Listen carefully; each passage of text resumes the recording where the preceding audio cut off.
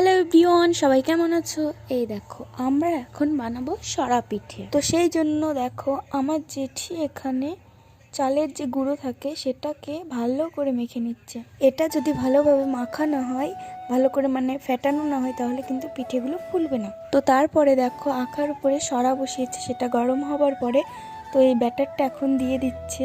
একে একে সবগুলোই দেওয়া হয়ে গেলে তারপরে এটা ঢেকে দেবে। আরেকটা যে সরা থাকে ওটা দিয়ে ঢেকে দেওয়ার পরে সাইড দিয়ে যেন কোনো মানে ভাব না বের হয়, সেই জন্য দেখো একটা ভেজা ন্যাকড়া দিয়ে দিচ্ছে সাইড দিয়ে, চারি সাইডে।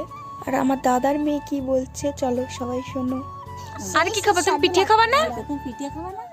হ্যাঁ, হ্যালো গাইস, দেখো আমার ঠাম্মা এখন দেখো পিঠে ঠাম্মার হাতে ব্যথা কিছু কাজ করতে পারি না। তো কও আমি করে দিই। আমি সব কিছু পারি। কও আমি সব করে দিই। আমি সব করে দিই। কি করে দাও তো? পিঠে তুমি বানাচ্ছো? না, আমার ঠাম্মি বানাচ্ছে। তাহলে তুমি বলছো কেন যে তুমি সব করে দাও? তুমি তো আটাও গুলে দিলে না। আর একটু বড় হবো তো। ভিডিওটা কেমন লাগলো জানিয়ে কমেন্ট। বাই।